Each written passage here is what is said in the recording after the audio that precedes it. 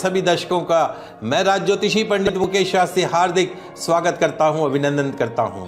भगवान श्री हरि का, माँ लक्ष्मी का, माँ बगलामुखी का आशीर्वाद और कृपादृष्टि आप सभी दर्शकों के ऊपर बनी रहे। आप सभी का कल्याण हो।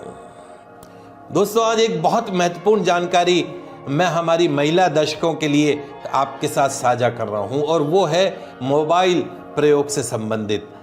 अक्सर आपने देखा होगा, आजकल एक फैशन सा हो गया है। हमारे घर की माताएं, बहनें, महिलाएं घर में काम करते समय, विशेष तौर पर रसोई घर के अंदर काम करते समय फोन पर बात करते करते भोजन बनाती हैं, सब्जी पकाती हैं, आटा गूंथती हैं, रोटी बेलती हैं। इस बहाने उनकी बातचीत भी होती रहती है और उनका काम भी होता रहता है। ये उनका सोचना है। क्या आप भोजन बनाते समय अपने मोबाइल का प्रयोग करती हैं, विशेष तौर पर हमारी महिलाएं दर्शक?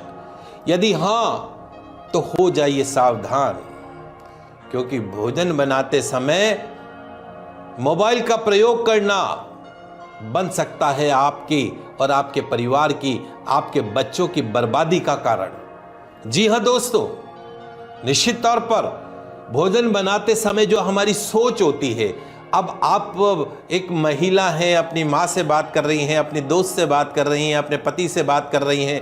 यदि आपका गुस्से का भाव है, यदि आपका क्रोध का भाव है, यदि आपका वासना का भाव है, यदि प्रेम का भाव है, वही भाव उस समय आप किसी का क्रिटिसाइज कर रही हैं, किसी पे गुस्सा कर रही हैं, किसी से ईर्ष्या कर रही हैं, वही भाव उस समय खाना बनाते समय उस भोजन में आ जाता है और उसी भोजन का सेवन फिर आपके परिवार के सदस्य करते हैं और वैसा ही प्रभाव आपके परिवार के सदस्यों के ऊपर पड़ने लग जाता है।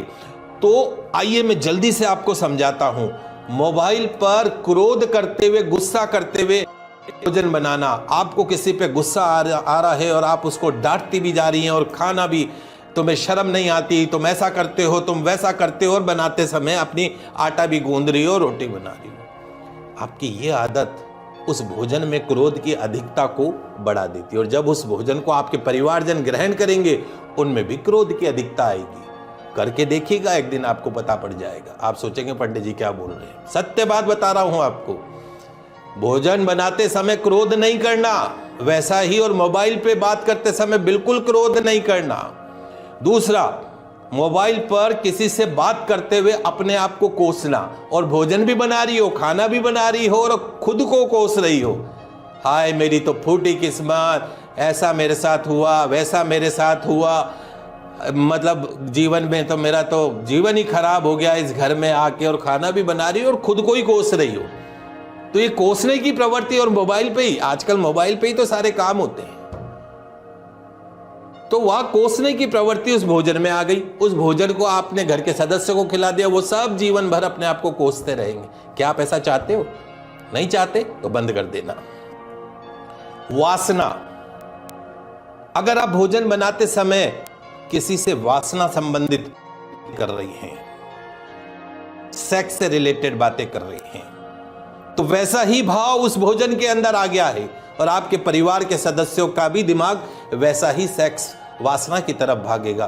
भूल कर भी भोजन बनाते समय वासना संबंधी, सेक्स संबंधित बातें नहीं करनी चाहिए। चिंता, भोजन बनाते समय बात कर रही हो माँ से, माँ मैं बहुत परेशान हूँ, मैं बहुत टेंशन में रहती हूँ, नींद नहीं आती है, रोटी भी बना रही हो और माँ से बात भी करती जा रही हो, चिंता व्यक्त किए जा रही हो, तो वो चिंता आपके भोजन में आ गई और उस भोजन को परिवार ने ग्रहण किया और वो भी सब चिंता के ही श्रेणी के अंदर आ गए।